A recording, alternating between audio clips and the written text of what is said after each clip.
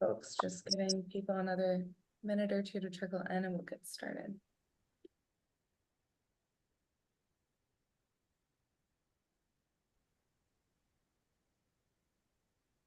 Okay, great. I think we can get started.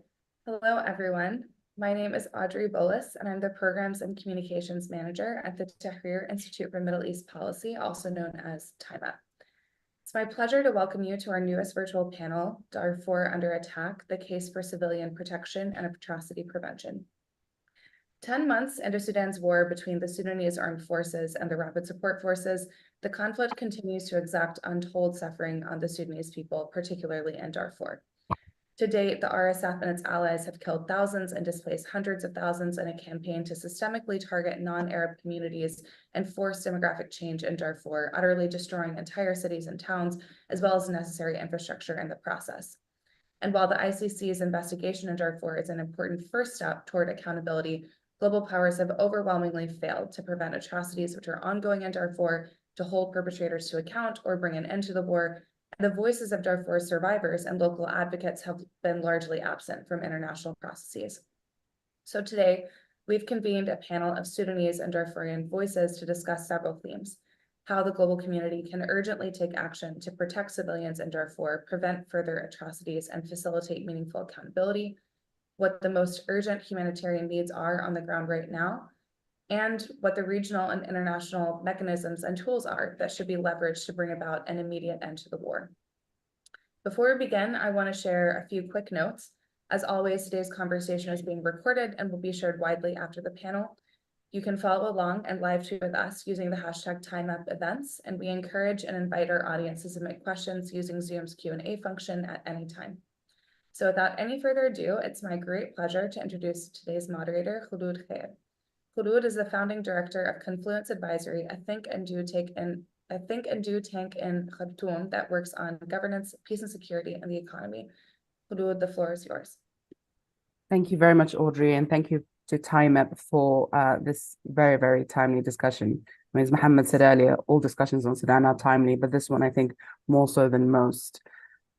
Just by way of introduction, I think it's important to frame this war in Sudan as largely a result of decades of impunity for crimes committed by chiefly the belligerents of this war. And these primarily target civilians. The devastating result of that impunity is most clearly visible in Darfur, where in addition to the national conflict, it is localized conflicts that fuel the violence, as well as the settling of scores related to the unresolved Darfur conflict, which started in 2003. Arguably, it started earlier, but 2003 is a useful starting point. And the successive attempts at peace agreements that have conversely, in part, fueled the conflicts rather than brought about peace. To date, the UN has not introduced a single resolution on the war in Sudan, or on the violence and atrocities committed in Darfur, which many human rights organizations, including Amnesty International and Human Rights Watch, have said may amount to genocide, a claim supported by the US Senate, which recently introduced a resolution characterizing the atrocities in Darfur as genocide, tied to the earlier genocide in 2003 to 2005. Then, much more media and policy focus was on Darfur, whereas today, Darfur has fallen off international attention for some time, and the cost of that has been increasing civilian harm. To discuss these and other pertinent issues, we're joined today by Ni'mat Kaskundi and Mohammed. Ni'mat Ahmadi is the founder and president of Darfur Women Action Group and the founder and CEO of Unique 22 Strategies. She is a veteran human rights and genocide prevention advocate. Kaskundi Abdel-Shafir is a senior regional advisor for Africa at Freedom House. And Mohammed Osman is a non-resident fellow at TIMEP, focusing on governance, accountability, and justice in Sudan. Kaskundi, I'm going to turn to you first. Can you speak to the dynamics on the ground in terms of attacks on civilians in Darfur? Where have these attacks been taking place? What have they looked like? And where is this violence heading? What can we expect next? Thank you. Thank you for the Tahrir Central Institute for hosting us for this meeting, and thanks for my colleagues in the panel and Khulud. Just generally, it is very difficult to abstractly kind of deconstruct what happens in Darfur, the types of attacks, without putting them on a timeline. the first wave of attack was in the end of April, all the way through June, and that was mostly RSF violence, but also kind of the main target was basic infrastructure. That means looting of the markets, banks, all the institutions, including hospitals, and the means of survival. And I think in the first wave of attack, there was also, kind of SAF inside their military barracks and RSF kind of shooting them inside. But most target were the civilian local population. And that is where the dynamics of the conflict in Khartoum completely transferred in a very ugly way in Darfur in an ethnic targeting. And in the first wave of attack, the most atrocities occurred in few places. That is Junaina, which is one of the most visible, and also at least having some more information because of the magnitude of the atrocities, but also Zalingi and Kawila, which is in the North Darfur, and that is where this large number of IDPs are being wiped out, and most of these people are pushed to cut it off to Al-Fashir side, and they went running. Most of them, died by thirst and hunger. There's a lot of sexual abuse. The other massive atrocities occurred in Kitum area. And this is also Kataborno and other IDP camps, meaning that the first wave of attack take first up targeting the infrastructure, road communications, basic, all of the survivor institutions, including hospitals, schools, everything, looting everything within. The second wave of attack is mostly between the RSF taking over the SAF places. And that created a whole new state of Darfur, with exception to the city of Al-Fashir and Upper Marra Mountains. All of this area are controlled by the RSF. In a simple nutshell, what this looks like with regard to the civilians, it is where you see a 10-year-old kid having the most advanced weapon rifle in their back, grabbing at toys from other kids and shooting them. And that is the most, atrocious picture you can see. All of these civilians, particularly IDP, non-RSF affiliated ethnic groups, even your car, everything you have to give to these people. They are forced to pay what they call for protection money, which is paid almost weekly in a very, very egregious and extortion way. Tribal leaders are, exploited. They are forced to either pledge allegiance or pay, money. But also, generally meaning that this area, in this situation, these people are under continuous risk. Either that is mass rape, torture, extortion, but also as a minority ethnic tribes who are somehow, pledge allegiance. Young men are being, hunted, forcibly armed and used in the war.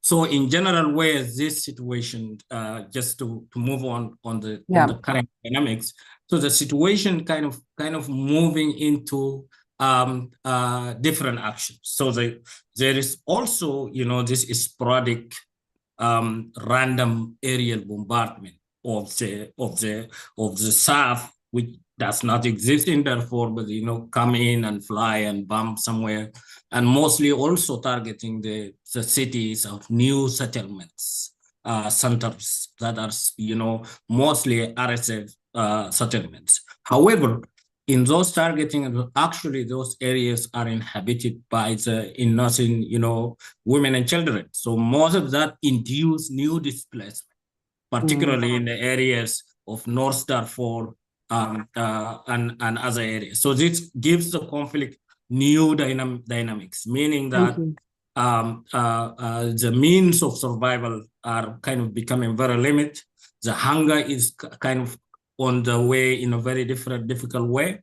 But also the conflict's new dynamic is that, most of the RSF in the recent days, some of the RSF are kind of joining a Tamazigh, which is going to Musa Hilal, because that is at least a protection where there is no aerial bombardment coming. Right. But we don't know where that new dynamics will lead into the military structures and alliances within the region.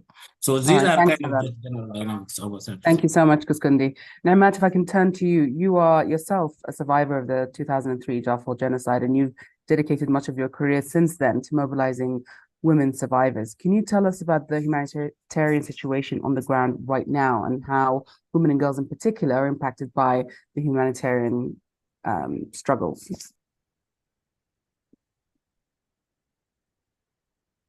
Mehmet, are you on mute?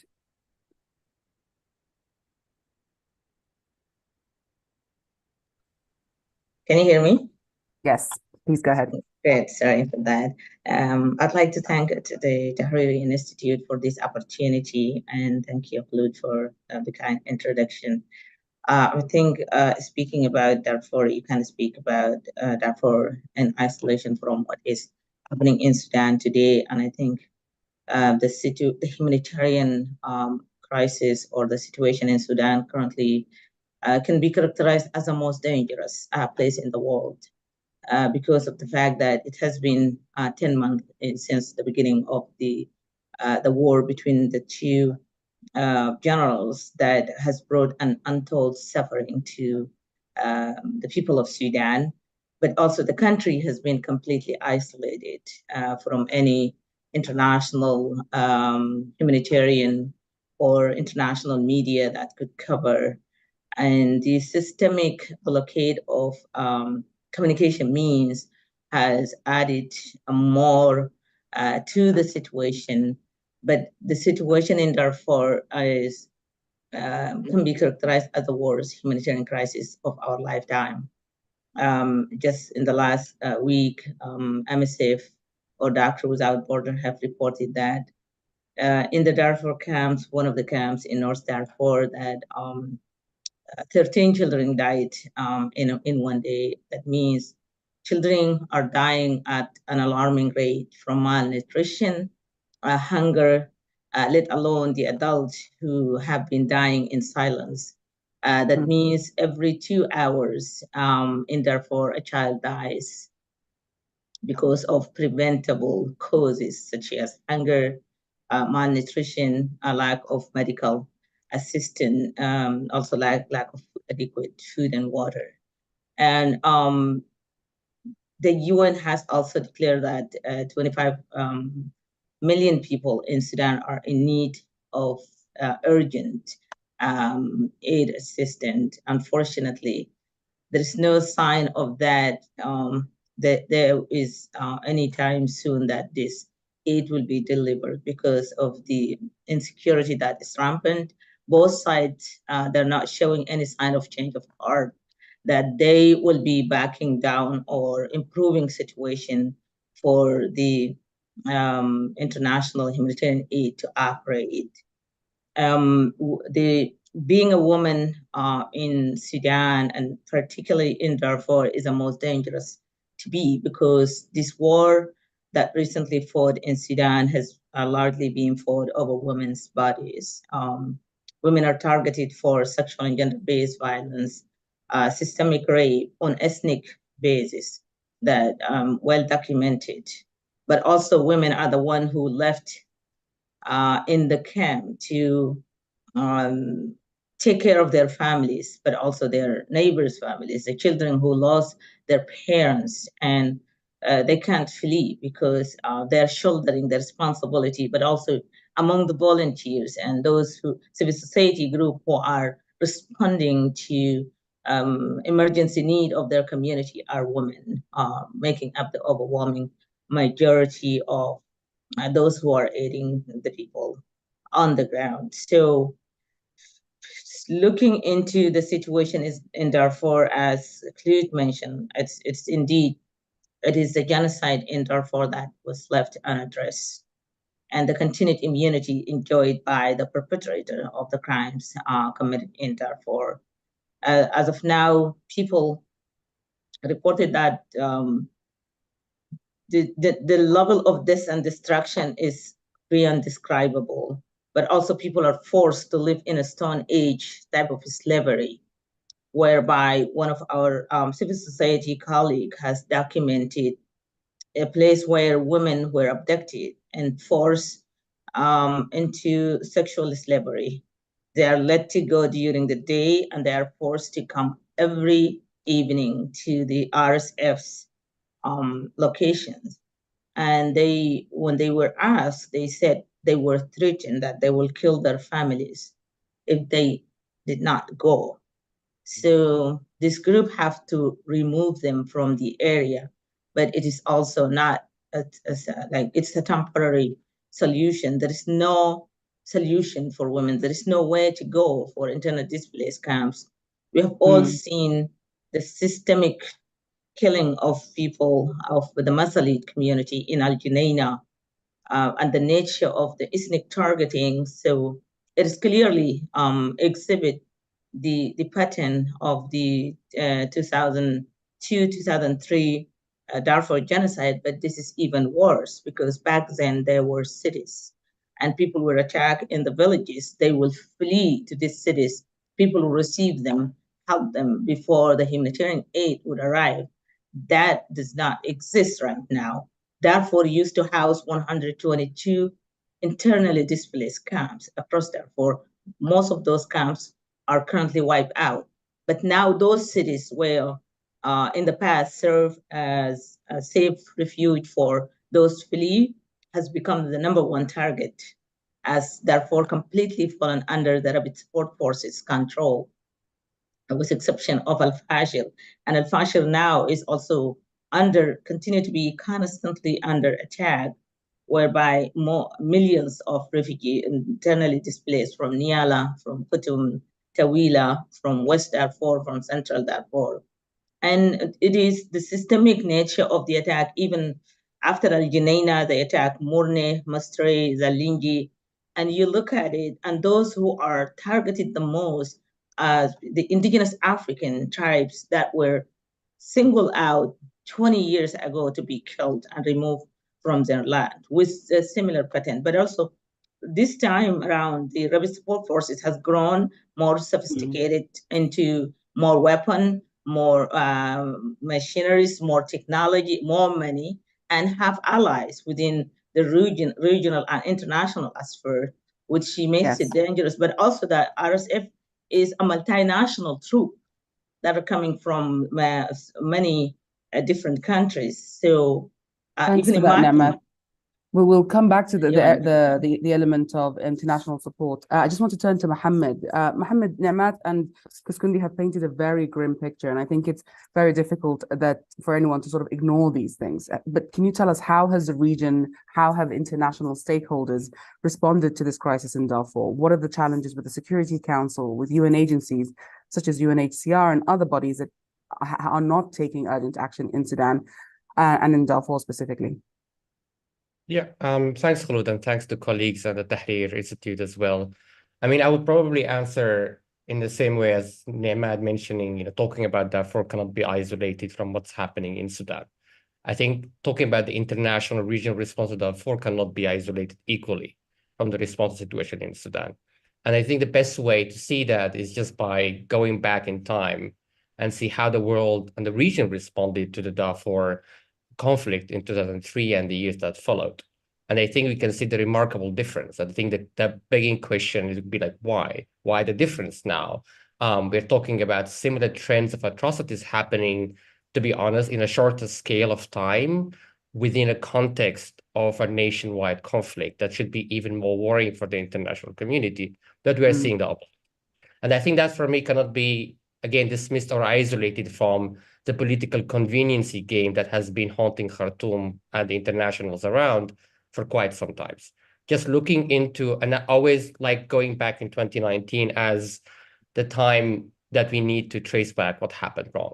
And this is not only the fault of the international and regional community. I think it was also motivated and influenced by the political conveniency that the domestic political actors chose in terms of building up the political trajectory of Sudan when it comes to the power sharing dynamics they had with the military.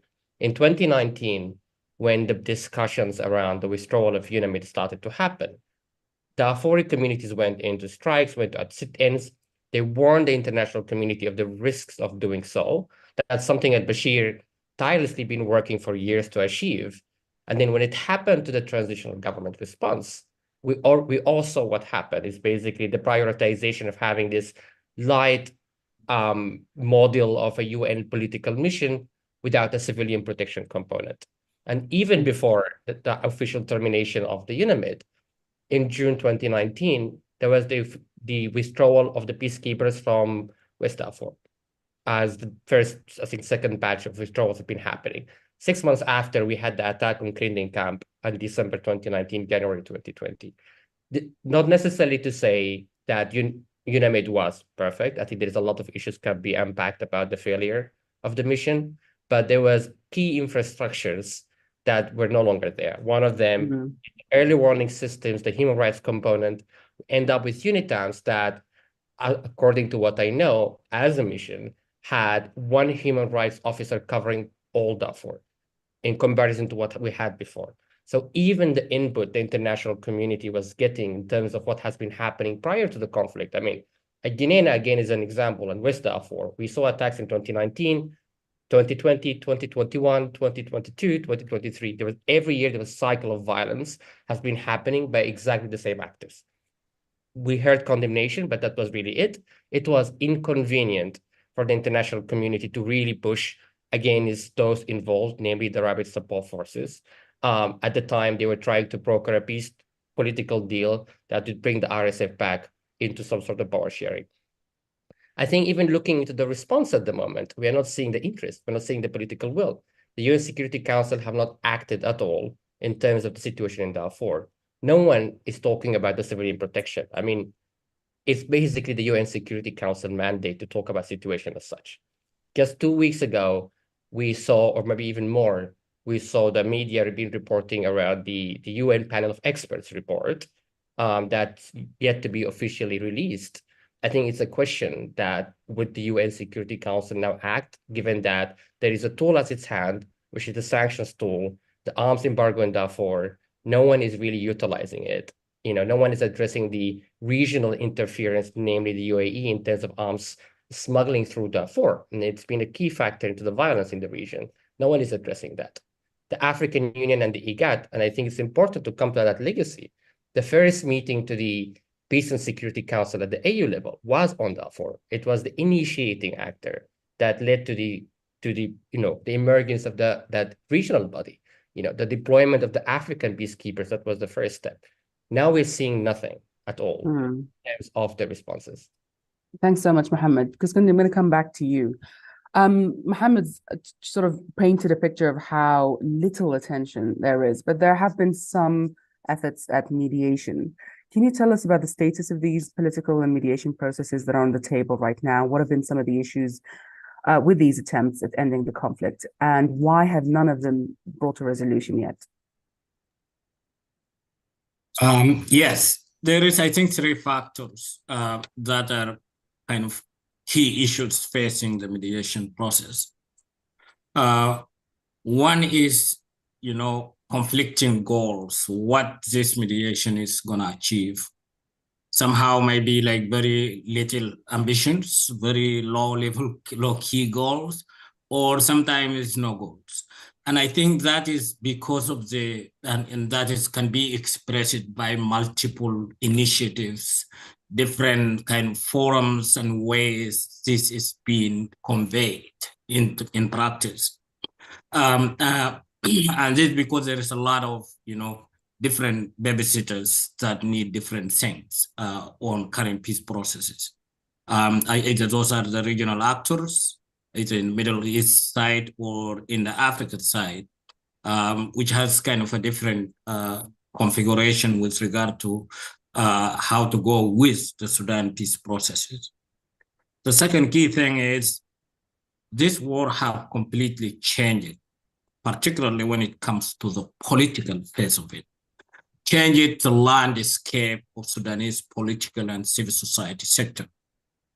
The conversation with the political process, not only just the peace process, which might be required to deal with the armed actors in somehow, but the political part of it is that unlike in 2018 and before, in now Sudan after April 15, the key Sudanese actors are either mid-level and grassroots level actors. These are the key into the Sudanese political process. Right. Sudan has a very strong civil society and civic sector, and that is why they were able to remove all the former Syrian regimes.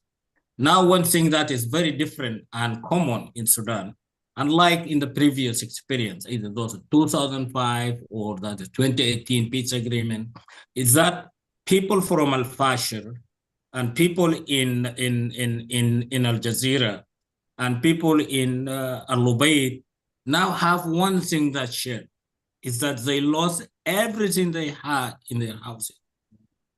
And they are directly impacted with the war.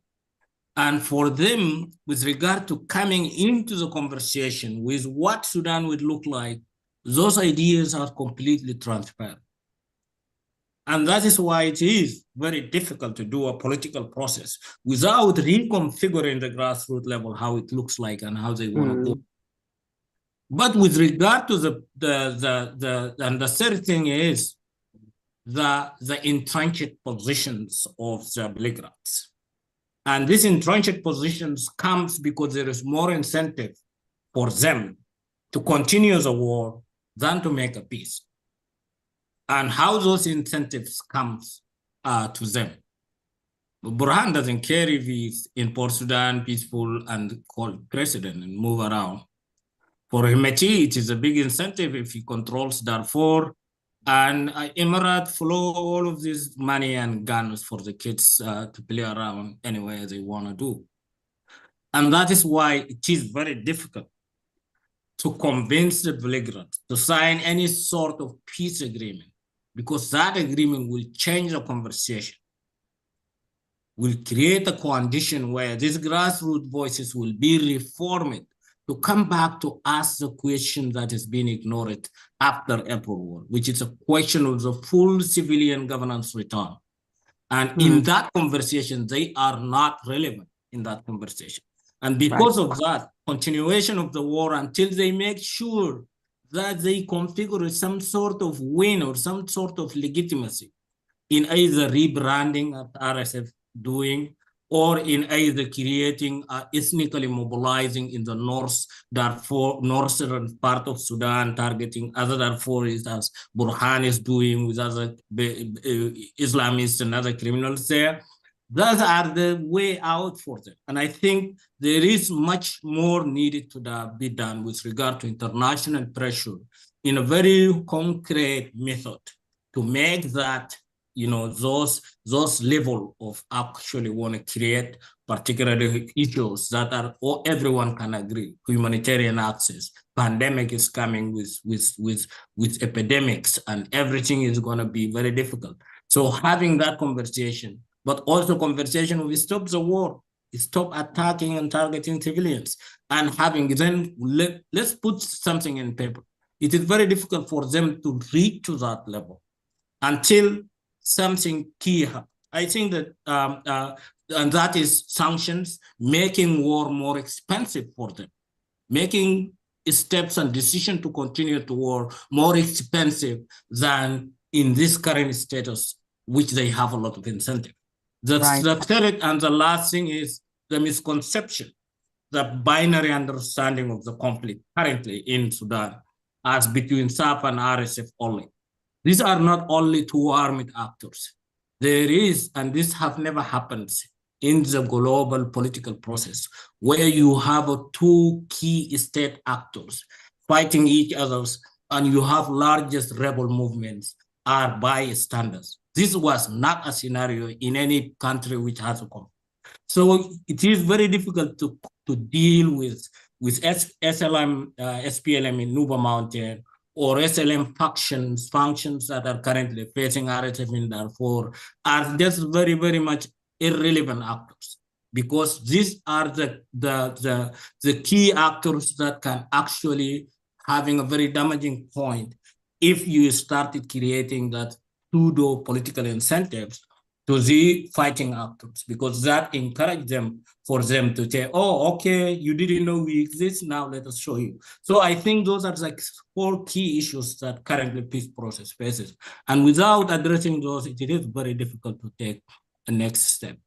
Thank you so much for that. And Niamat, I want to pick up on something that Kaskundi said, which I think has been important to Sudanese politics for the past 5 years at least, which is that we've seen a repeated sidelining of civil society voices, and particularly grassroots voices. In terms of Darfur, we have seen that, of course, also reflected there. Can you tell us about the local groups in civil society in Darfur? How are they organizing as this crisis continues? Well, thank you.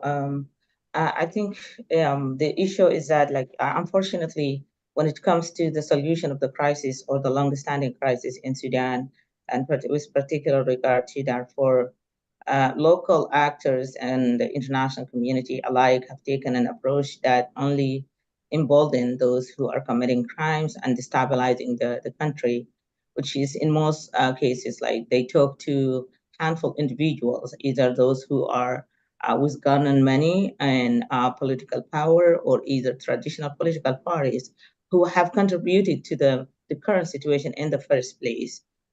Civil society and women groups who have been actually leading the country are mostly sidelined. And looking into the current situation, like, you see how many women groups who have been working together documenting atrocities, aiding those in need, documenting like the atrocities with intention of seeking justice, organizing in a very difficult situation. But unfortunately, their voices have been sidelined. We look into the agenda process. It has largely been about the journalists. It has not been about the people of Sudan. And then the recent processes like IGAD and other processes have not prioritized either like genuine civil society groups or either like women group, those who, but women knows the issues. They have been documenting. They have been even monitoring. Whenever they talk about ceasefire, they are the one who identify the safe routes, or they are the one who flag the red flags where there is bombing, where there is a large number of RSF or staff moving across the cities. And in Darfur, similarly, women are organized doing the same work, documenting, aiding those in need, but they largely have no voice. And I think one lesson that need to be learned also, in a situation where these kind of atrocities, where genocide, war crimes, and crimes against humanity have been committed, the solution should not be approached through traditional conflict resolution processes whereby those who are responsible of these serious international crimes are brought to the table to be negotiating, whereby they always also negotiation has been conducted at a time when guns were never stopped. So it is quite obvious that we're doing the same thing, expecting different results. So no wonder and no question that we are losing the sight of bringing a solution to the crisis in Sudan. 2019 was a missed opportunity. And I think I tend to agree with Mohammed that it's not just the international community and the regional actor, but the Sudanese themselves, the so-called, who call themselves leaders, they have missed the opportunity to sustain the movement that was created by the people of Sudan, the women of Sudan, the youth, because of accepting the constitutional declaration that was nothing about it was constitutional. It established immunity for those who are killing people. And looking into the past examples, like look at the situation in Rwanda, former Yugoslavia, looking at the situation in Liberia and Sierra Leone, those situations were not approached through traditional conflict resolution, whereby you bring the perpetrator and bring the victims and let them negotiate. There is no negotiation in that kind of framework.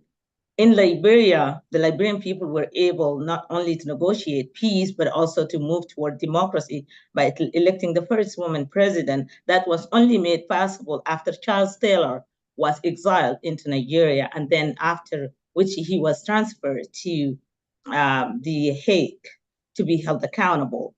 And I see similar situation, but they are approaching it differently with a different traditional approach that has not yield any or generated any solution. How many negotiations we have had on Darfur? How many peace agreements were signed in Sudan that were never implemented because the regime in Khartoum, including the current belligerent, their view of peace is inviting harmful individuals, selecting them not to resolve the crisis, not to address the underlying causes of the crisis, but rather offer them vacancies, jobs, someone who's working for you. So you can dictate which way they act, but never address the root causes or the current grievances. But I do think the best way to allow and create an enabling environment for the civil society group to make their voices heard is to approach the situation through an atrocity prevention approach.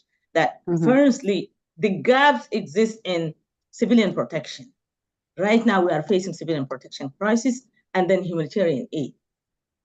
The situation needs an immediate intervention to protect civilians and then allow humanitarian actors to operate, save life, stop the killing, the dying that is ongoing in silence.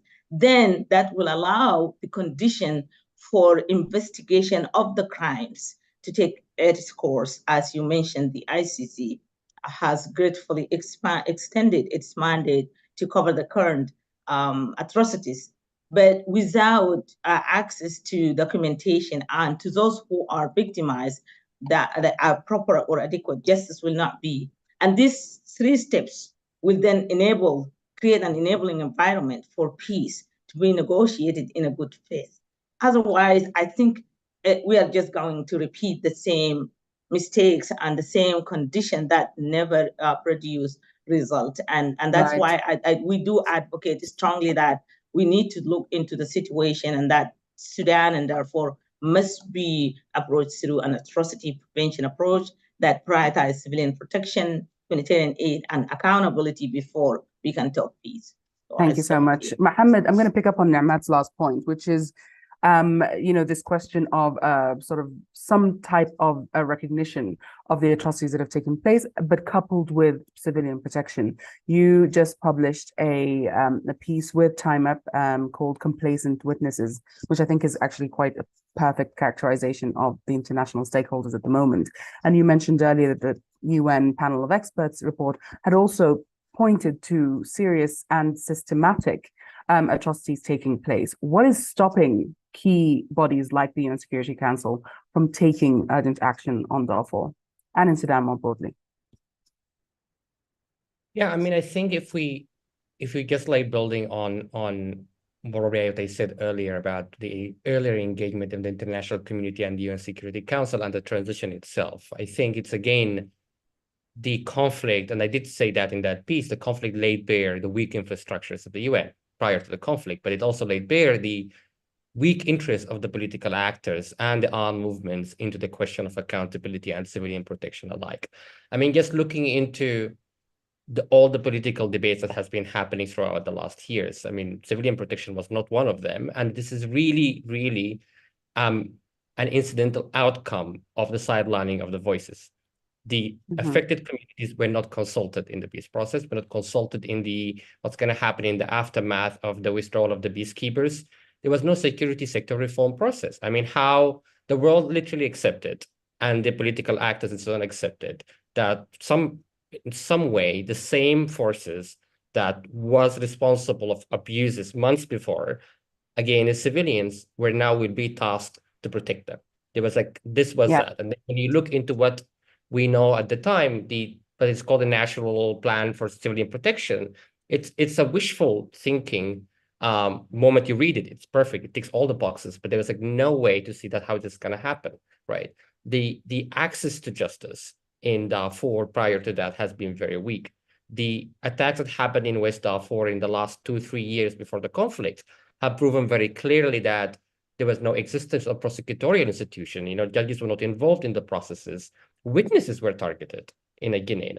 The witnesses were killed in a Guinea after their information somehow were leaked at the end of the day. I mean, looking also at the Juba Peace Agreement, it produced, again, this justice matrix for Darfur, including a special criminal tribunal for Darfur, Truth and Reconciliation Committee, increasing cooperation with the ICC, with timelines, and no one scrutinized that. No one came forward and said, you need to do this. As donors, we need to invest in that. Most of the donors wash their hands from that aspect of the process. And I think this is exactly the moment happening now, that no one is calling at the UN Security Council to do its job. And one of the main issues realistically is looking into who the international and regional actors talk with. And if you look into the faces and like how they are very representative of the communities in Darfur, like the ones that are existing in Eastern Chad and elsewhere, they were not part of the discussion that's happening nowadays. So I think in a way to rectify that, you need to start talking to more people who are actually affected, discuss proposals. And I know that many people at these spaces, they would say it's unrealistic business to talk about peacekeeping missions to Darfur. I think there are other proposals can be discussed. One that combines civilian protection, but also support to accountability processes in Darfur. Right, thank you so much. Kuskundi, I'm going to come back to you. You've obviously been in contact with and engaging with many different policymakers on Darfur and in Sudan. What have been the most common misconceptions that you've picked up from them? What have you heard repeatedly when engaging with stakeholders? And really, why does the world get, so much wrong on Sudan, and what do they get wrong about this crisis in particular?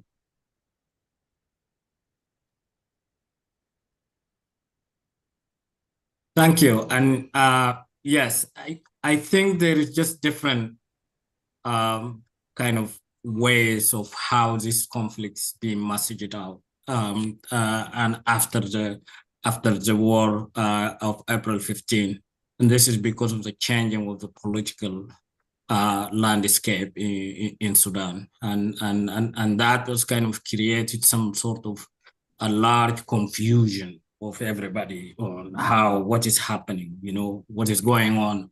And those questions are asked because I think there is so much double messaging within the civil society landscape. I think one key understanding misconception is, first of all,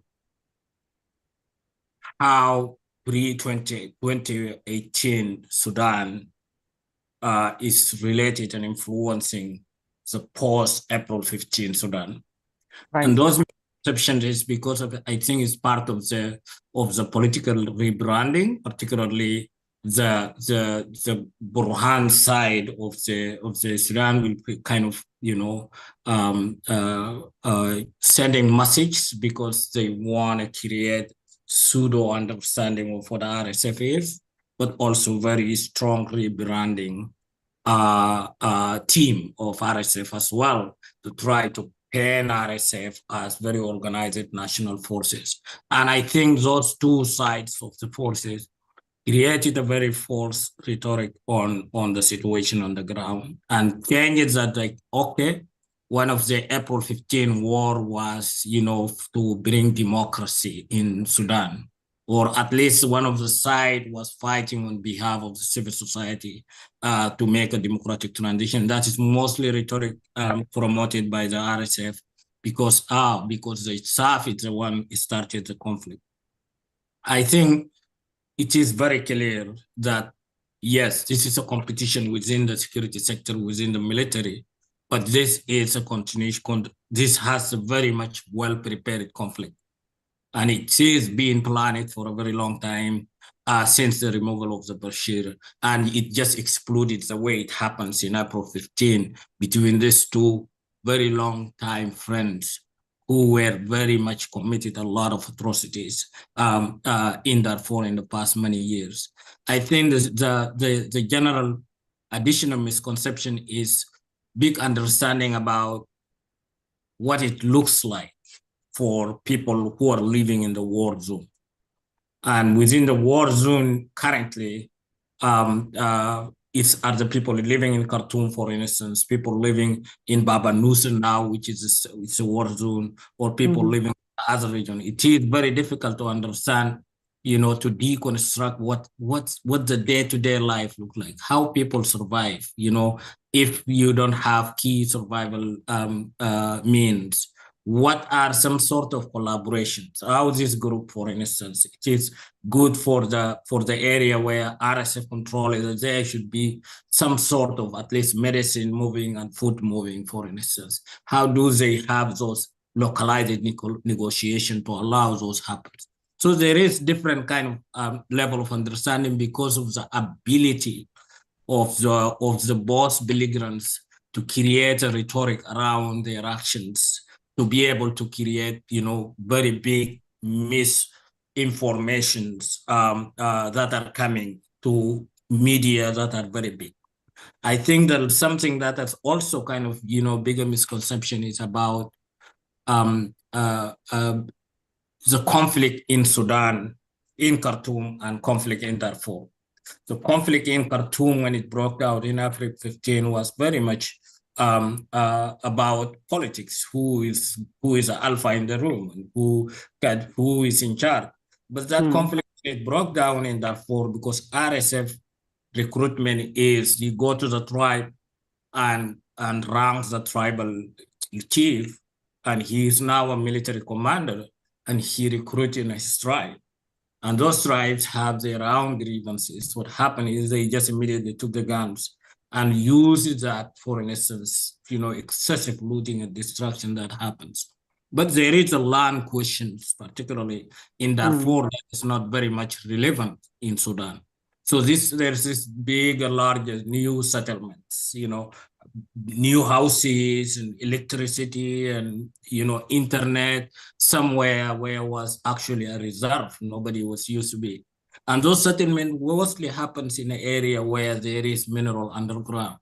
And those are like kind of key foil of the targeting of the local communities. For instance, the actions that are targeting local leaders, humiliating them. That is some sort of collective action, but also the money that they have to pay as protection money, which is called like kind of a tribute. This is like this is our land now. You have to pay to exist. And this rhetoric does not currently very much openly exposit with regard to the research and investigation. So I think those are kind of some of the general misconception, but also very targeted misinformation and disinformation campaigns that is happening in Sudan that create a lot of confusion. It also impacted the lining of the civil society sector where, it created some sort of pseudo allegiances for each of these groups and others. Thank you so much. I think it's important to pick up on the fact that this war is not just being fought on the battlefield, it's also being fought in the sort of information space. And related to that, Mohammed, I just want to speak about sort of what is the fate of Darfur, and why is that so key for the country? And in terms of particularly accountability, something that has been very much missing for decades now, I would argue. How does that fit into broader efforts for accountability, and how can social media and new ways of documenting evidence fit into that broader accountability picture? Yeah, I mean, I think, again, coming back to the years before the war, the brilliance of the resistance committees, the grassroots mobilization, that they actually managed for the first time in the history of Sudan to bring accountability at the center of a transformative political project. Just remembering how many of the cases about protest killings moved forward because of the mobilization resistance committees. The fact that Sudan never had regulations around witness protection, it only happened because of the mobilization of the resistance committees. It's the same groups who, from the early stages of protests against al-Bashir, they came and said all the country is Darfur. At the time, they did not accept the propaganda and the news that, security at that time was talking about, infiltration cells and sleeper cells of Darfuri activists want to launch terrorist attacks in Khartoum at the time. So it was a remarkable point to look at it. And this is the thing is exactly why the fate of Darfur is crucial to the country, is because what happened in Darfur has been the chopping stick that sharpened the knives that been on the necks of the Sudanese now. Like the forces involved in atrocities, primarily the RSF or the allied militias, I mean, they grew through the machinery of violence of Darfur. And I think this is why it's important to look at that. In like this evil force that was unleashed over the years, unreined and unchecked for quite some time. And I think the last years I went twice to Eastern Chad to meet some of the refugees from West Darfur. And one of the things that highlight again the cyclical nature of what has been happening in Darfur and been affecting the whole country is there was a place, one of the main camps in an area called Farshana. And the moment you go to the new camp, you go passing by some brick-built houses. And to your surprise, you realize that actually the old Farshana camp, that the camp was hosting refugees from Mestere from the 2003 and 2004, 2005. Basically, you have newer generations of people being displaced. Talking to the people who've been living there for quite some time, for the last 15, 20 years, they were telling me that they were already planning to go back to Mestere in West Darfur to farm their lands, right? So it's the demands, and I think it's again, there is very little hope. And that was very visible from the people we talked with. They absolutely see how the world forgotten about them, the regional community forgotten about them, looking at the way the humanitarian operation is not really meeting the needs of those seeking refuge in Eastern Chad and elsewhere. And as Nemat said, the main secondary displacement camps that existing across Darfur and West Darfur have been wiped out. Access to food, access to the internet has been a significant issue in the last days and week. The humanitarian access is hindered largely by the Sudanese Armed Forces, whether it's through the bureaucratic impediments, through the denial of visas, through, just seizure and confiscations, aid diversion. So it's a very dire situation. And I think when we think again about the question of demands, I think it really ties into the need to involve these voices in whatever political process is taking place. And I think at the same time, being very careful from the UN responses we're seeing now. I think the main issue is connecting the two tracks together. We should not allow supporting civilians and delivering humanitarian aid to be a political tool or a political card for negotiations. And just briefly, if I can just ask you, in terms of prospects for accountability, where would you put that at right now? So yeah, I mean, I think again, it has been a welcoming news to see the ICC opening an investigation into what's happening in Darfur, but we also know that the ICC investigation do take time. They require resources, they require access. So that's one thing we need to be realistic about. We have seen the draft resolution from the Congress around the genocide determination. What we really need to see, and I think that's again, there's a prospect for accountability, is supporting local groups who work on documentation. Again, that ties into the question of open source investigations, right? We're not going to talk about physical access to Sudan for independent monitoring anytime soon. But I think that the fact that we have many of the survivors and the witnesses already existing in neighboring countries, that's one thing that we need to see happening. In October last year, we had the UN Human Rights Council authorize a fact-finding mission that so far is yet to be operationalized because of the funding freeze that's happening at the UN level.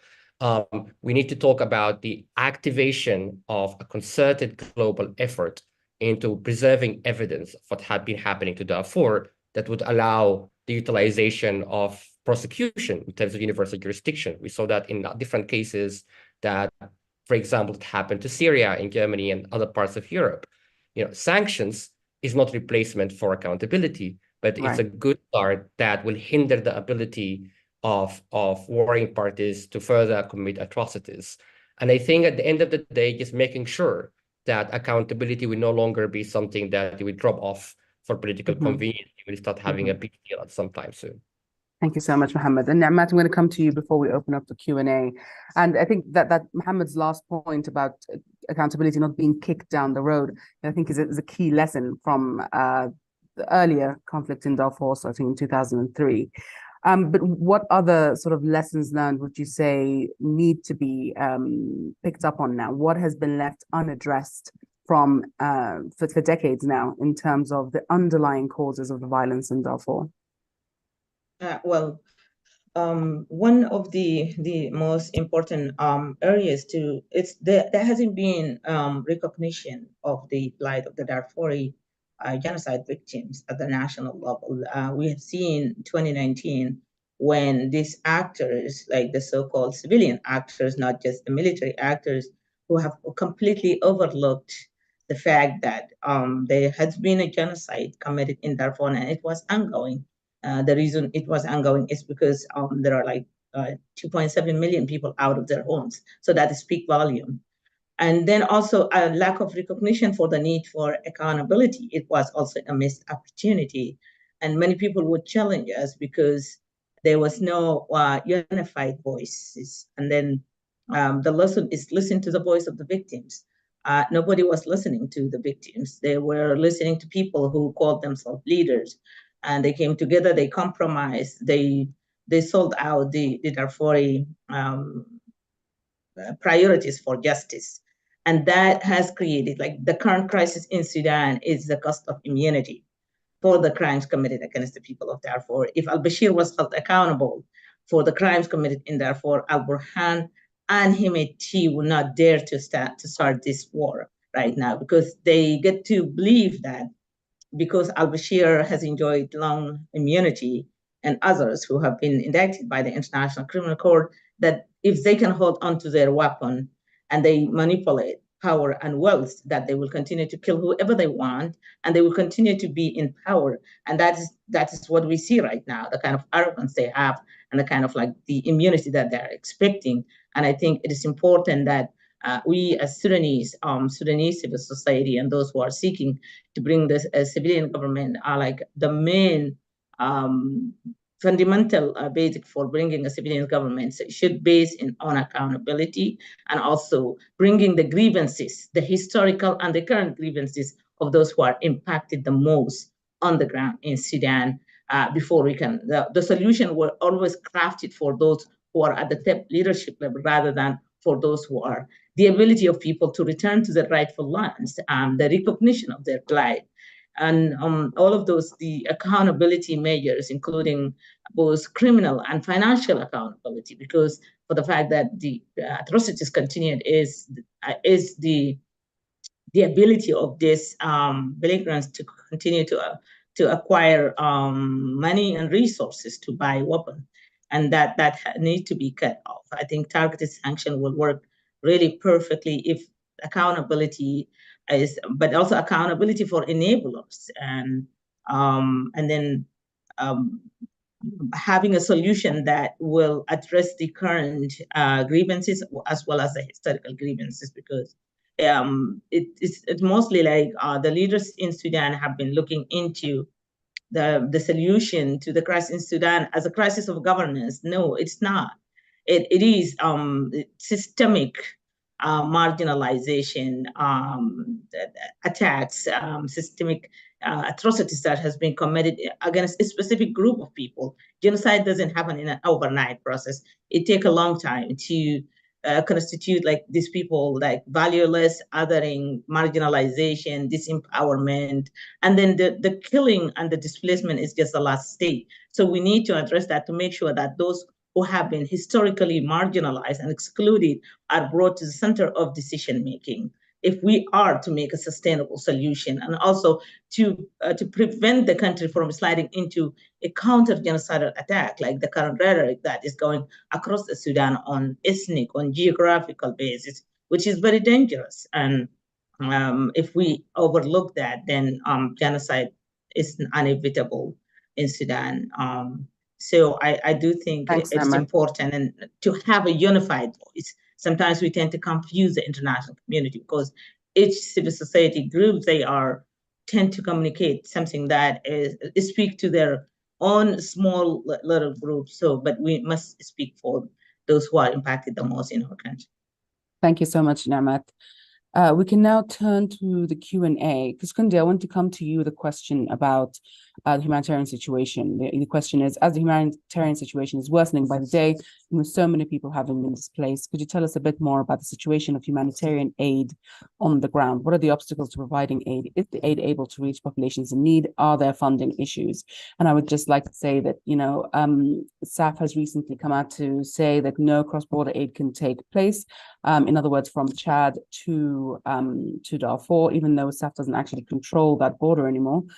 So there's a question there also about, what level, to what degree does a humanitarian necessity trump sovereignty claims, particularly by SAF, in terms of, what kind of conversations need to take place to make sure people, particularly in Darfur, are able to access aid, but also impediments from Port Sudan are able to be mitigated. Thank you. And that is really a very much relevant question at this moment. I think since the beginning of the conflict, the General Burhan made several bad decisions with regard to Darfur. But this is the worst one, particularly tying millions of population in need in Darfur by an existing sovereignty.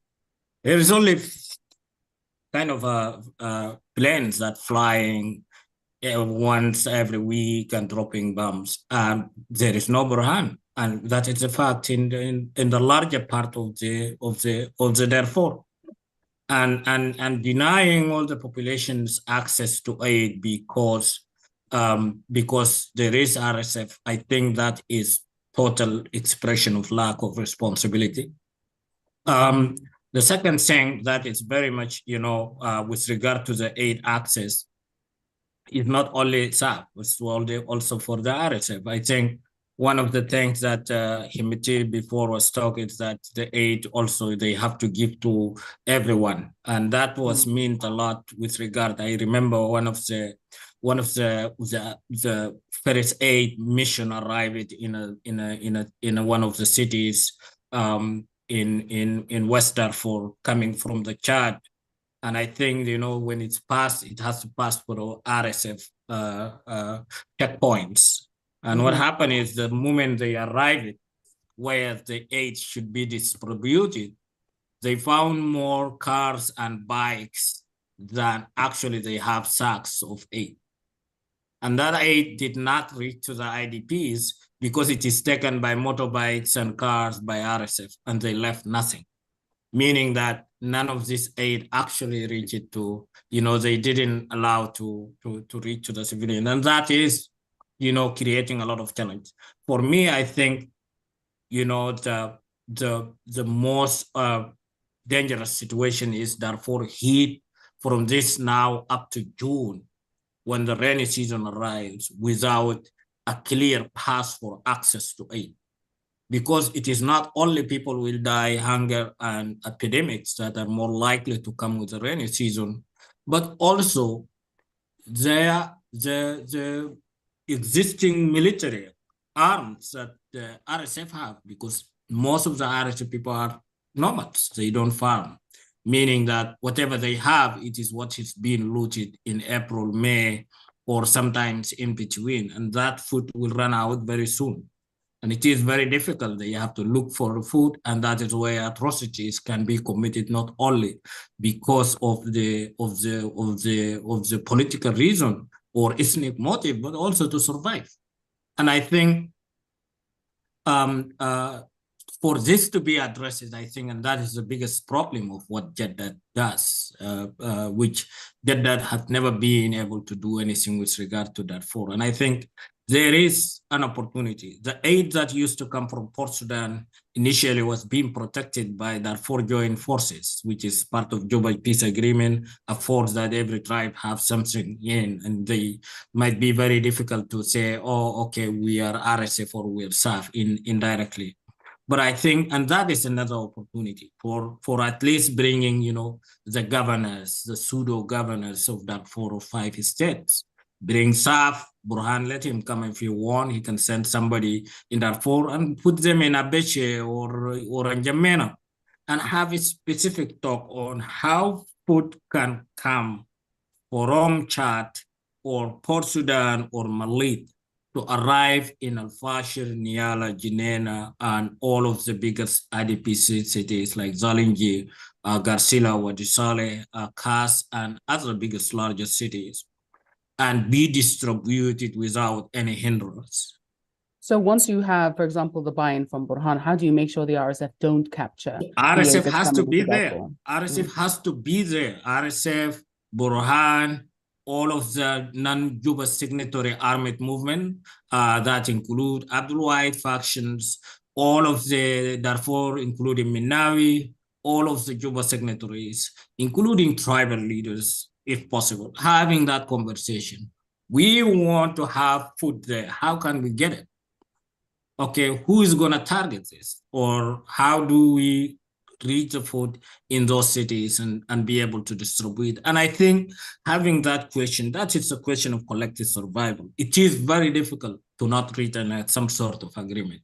And I think if that happens in Darfur, can open an opportunity to have that same conversation about Kordofan involving Abdulaziz al-Hili and others. So I think somehow decentralized modality of using negotiation and conversation to some of the critical areas can be able to be used, at least even if this comprehensive things doesn't happen, that at Darfur level can happen. I mean, if that's successful, can happen at Kordofan level, it can happen as a different region. And I think that is only way currently feasible to avoid and prevent and large epidemics, but also hunger and other a lot of problems in the coming months. Thank you very much. Niamat, I want to turn to you because there's a question here specifically related to what you said and linked to what Kuskundi has been saying about humanitarian aid and civilian protection. The question is, what does Niamat mean by an intervention is needed, quote, for civilian protection and humanitarian aid? So what did you mean when you said an intervention is needed? What type of intervention? What does it look like? It is a military intervention that I mean, because looking at the current situation, whereby the country and the region has been so militarized, there is no, both sides are not willing and also to allow humanitarian aid to reach those in need, as well as also they are not, they are most likely will manipulate aid, whatever the case, whether they are negotiated, have agreements or any, so there is unlikelihood of that aid will reach civilians. We have people are dying currently in silence, and people were already vulnerable before the war started. And so I think an intervention, military intervention, is of a paramount importance right now if we are realistically want to save lives in Sudan, and particularly in Darfur, a region that has suffered genocide. It has been ongoing. It has not been resolved.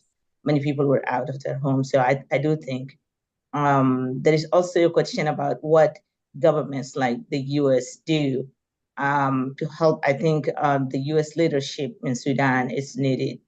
We do see that there is effort being made, there is sanctions being imposed, which is great. I think if that sanctions is made targeted, and why don't we sanction Al-Burhan and Hemeti? Why we are going around them?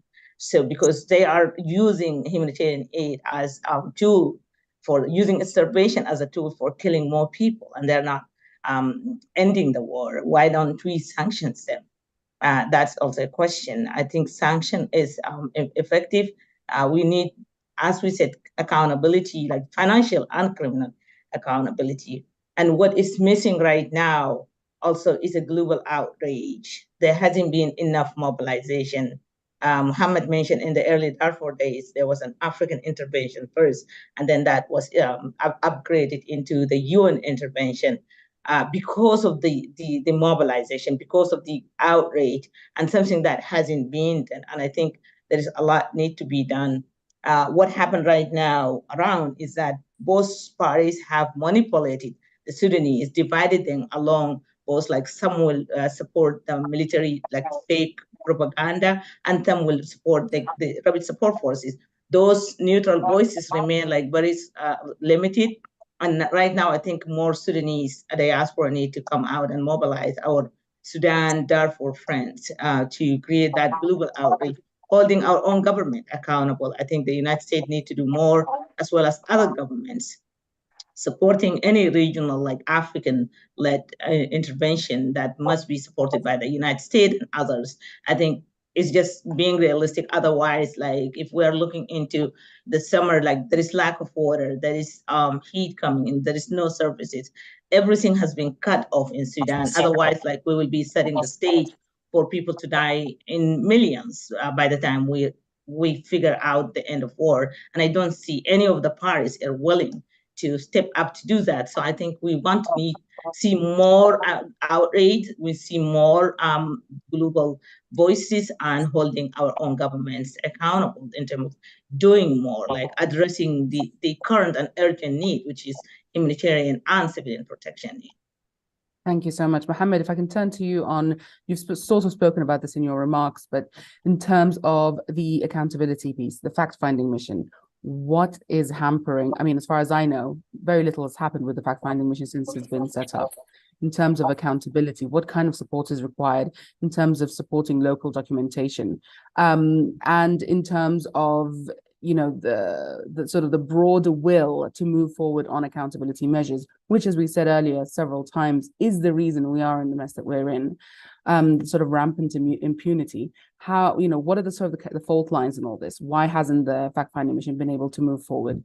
Why are there obstacles to documentation and accountability, and what can be done? Yeah, I mean, I think if we look at the situation with the fact-finding mission, I mean, sadly enough, it being seen to be as a technical issue in terms of the overall hiring freeze at the UN for funding reasons.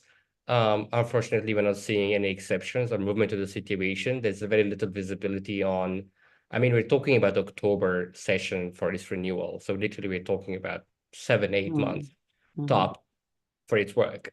It happened with a very, very tight voting that it came up to light. There is no signs that this is going to be different this time. So the renewal is at risk. So anyway, so I think one of the things that, if that will magically happen, I mean, one of the things that the fact-finding mission mandated for, I mean, of course, is investigation, but one crucial thing, and I think is very missing, is making recommendations on accountability. The exercise in itself did not exist in Sudan over the last years. So I think it's very crucial. And I think utilizing that specific part of the mandate by convening Sudanese voices. I mean, many activists, lawyers, you know, in Sudan and in diaspora are pretty much willing to engage with the conversation. Like, what is the form of accountability we want to see in Darfur, for example? You know, talking about transitional justice cannot be reduced to fancy lunch workshops in currency hotels in Khartoum. It has to be part of the political project at the end of the day. So there is a space when we can see the fact-finding mission, and it also have an advocacy role. And that's also very important. I mean, the main thing now, we have the 3 members being appointed before the end of the last year. Many people will agree they have perfect profile for that job, but we're yet to see. I mean, we need more staff in terms of investigations. And, you know, as probably said earlier, and Nemat said as well, I mean, there are other forms for the concerned governments, the UN itself, the Office of the High Commissioner for Human Rights, the UN designated expert, the African Commission for Peoples and Human Rights. There are different tools can be utilized. I think while why are they not working together, all of these tools? Why is there no synchronicity between them?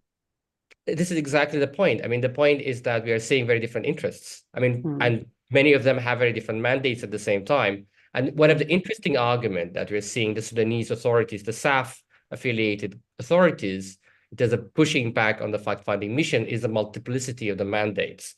And that's, I would say, playing the devil's advocate, that was a very good argument, counter-argument to the fact-finding mission.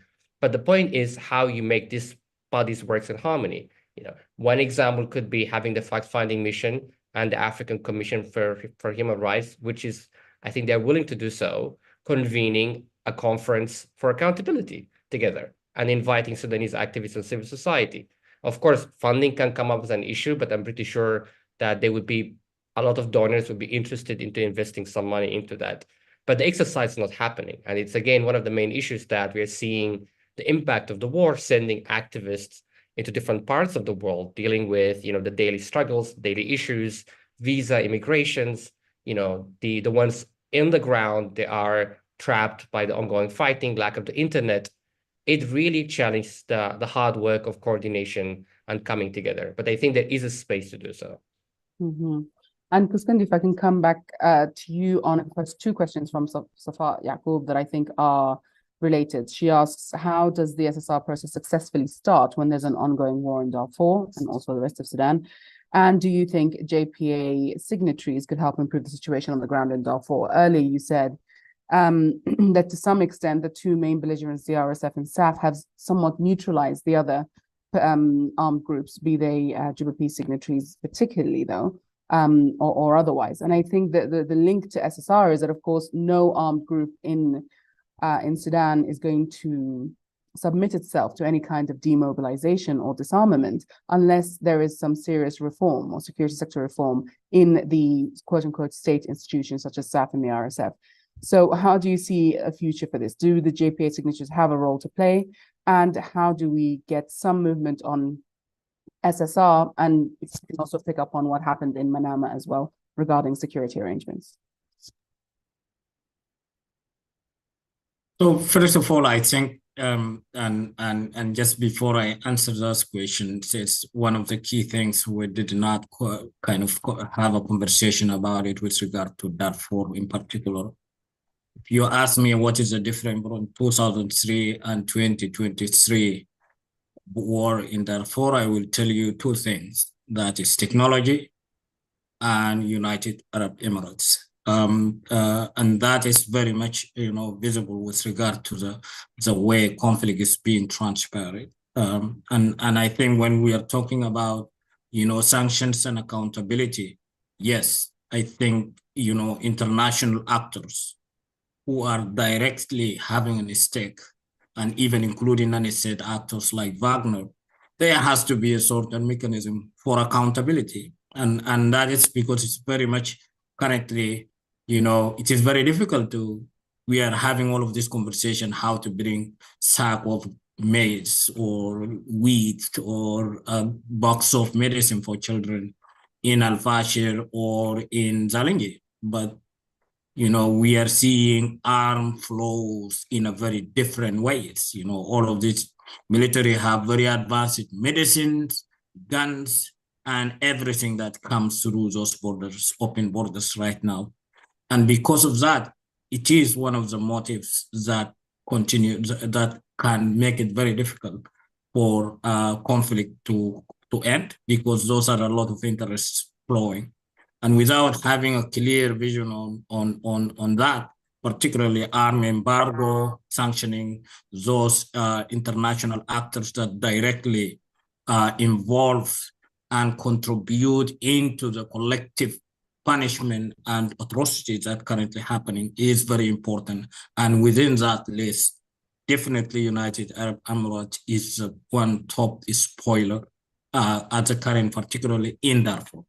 Yes, Iran and Turkey and Egypt support SAF into the aerial bombardment that's happening in the region, which is very important to consider.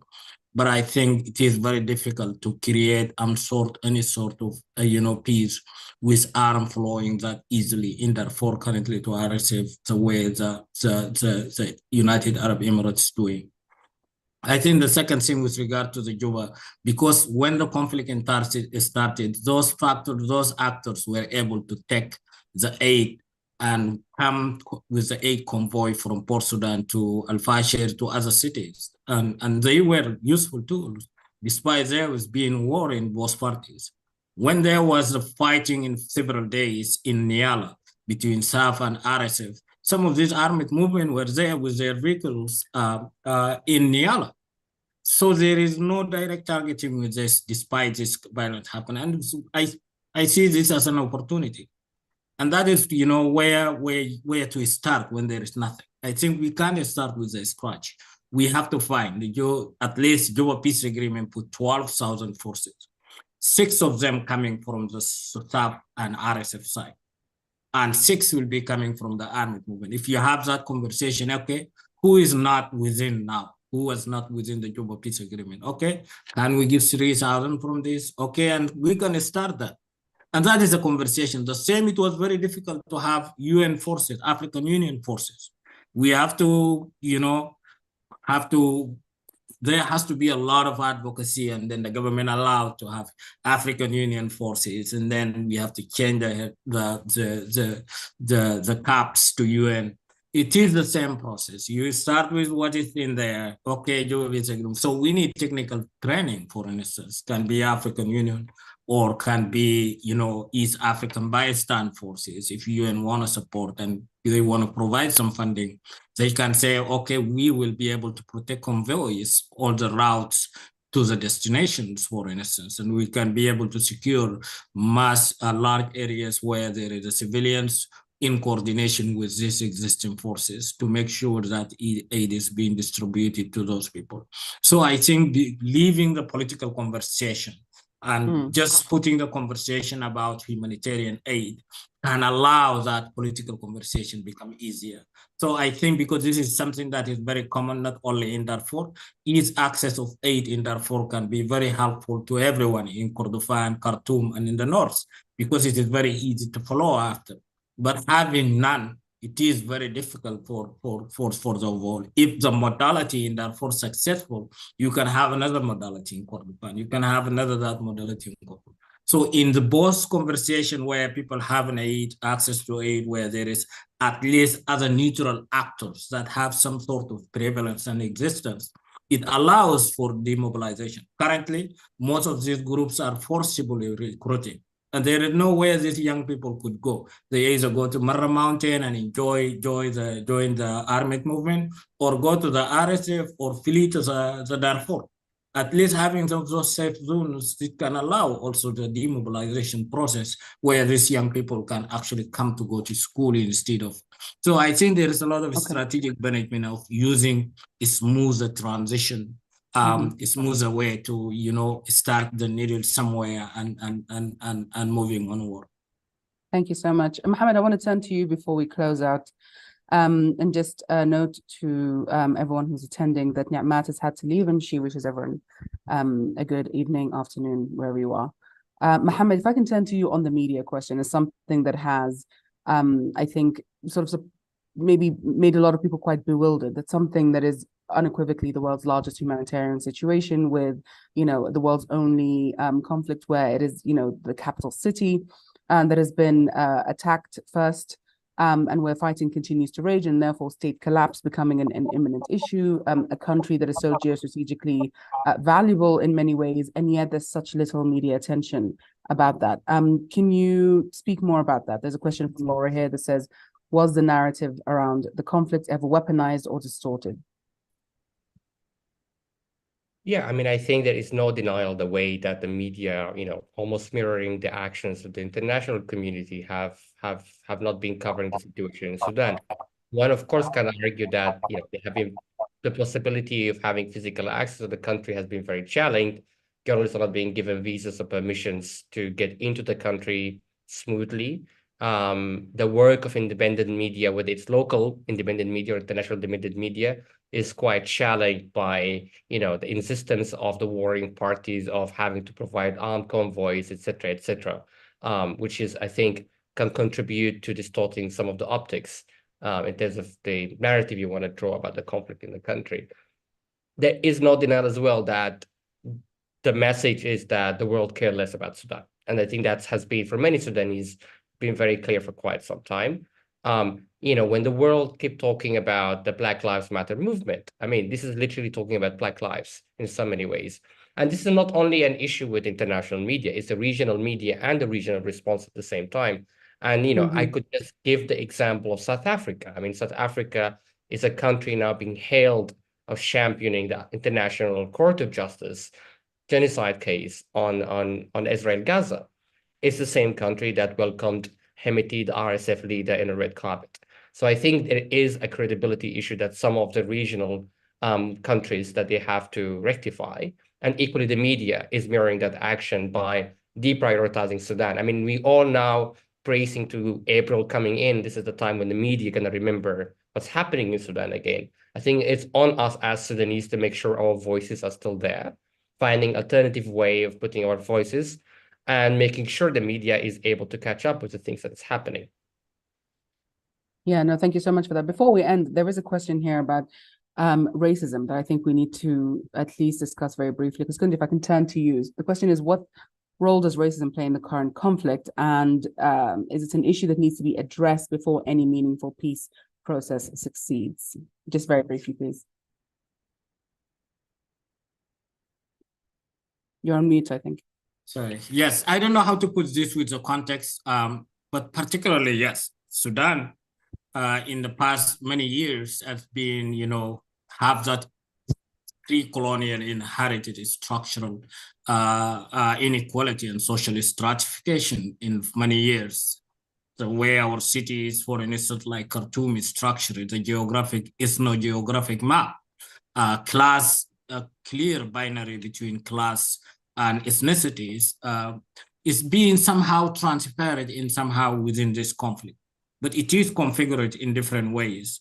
In Darfur, maybe more tribal ethnic lines. You would see, for instance, not even just mega Arab, there's African, but for instance, in the South Darfur war, Salamat and Habbani, this is one of the most atrocious undocumented war. If there is a war on women's body, that was the war that was happened in Darfur a few months ago. So it is very difficult. It transfers different way. But for instance, the conflict currently, what the North, some of the governors in the North Sudan, kind of a rhetoric targeting Darfur. That is one of the mobilizations that are kind of very dangerous signals with regard to the social cohesion. We can't deny that there is a very strong movement within the North, the secessionists that are including, most of those are the intelligence of the former regime that are trying to use this opportunity to deepen the social stratification, because this is one of the key components of the Islamist project in Sudan. And they are using this rhetoric, particularly targeting and committing atrocities of people just because they are from Darfur in the northern part of Sudan. And thus, if those initiatives get some sort of retaliations, this can actually take the conflict into new ethnic dimensions. And I think it is very important to have that, visible in our media and civil society to be able to kind of, highlight those rhetorics. And I think the technology and media, which I mentioned, played a very key role into current conflict. It's not only in Darfur, but also in Sudan with regard to mobilizations. The photo of, Sudan Armed Forces currently now taking the behavior of RSF in a more aggressive way that RSF used to, put these people, torture them with an immersive, very aggressive and sharing the media. Now SAF actually, because using the same technique, cutting, the amputating the head and putting in the media. And that is, that's very dangerous transition of the conflict. So the conflict, the longer it continues, the north it goes, the more ethnic it becomes. And we need to create a, kind of sort of a close watch on how those transitions can have an impact to overall map of the conflicts in Sudan. Thank you so much, Kuskundi, and thank you, Mohammed, also. And thanks to Ni'mat, who joined us earlier. There's just a comment in the, or a question in the Q&A that I want to briefly address. And it asks whether the international community wanting potentially to deflect from what's going on in Gaza and prioritizing Sudan would be useful to get Sudan up there in both the policy circles and media circles. And I would say that probably that's not the way that we'd want to play it. There's room for both Gaza and Sudan to feature in media cycles and in policy decision-making tables, and quite frankly, I think many of the issues we're seeing people in Gaza face is also the issues we're seeing people in Sudan face as well for decades. And I think it's true that none of us are free until all of us are free. And so I think it needs to be very much a case of putting Sudan where it needs to be because it deserves to be there, not at the expense of another conflict. And with that, I would like to hand back to you, Audrey.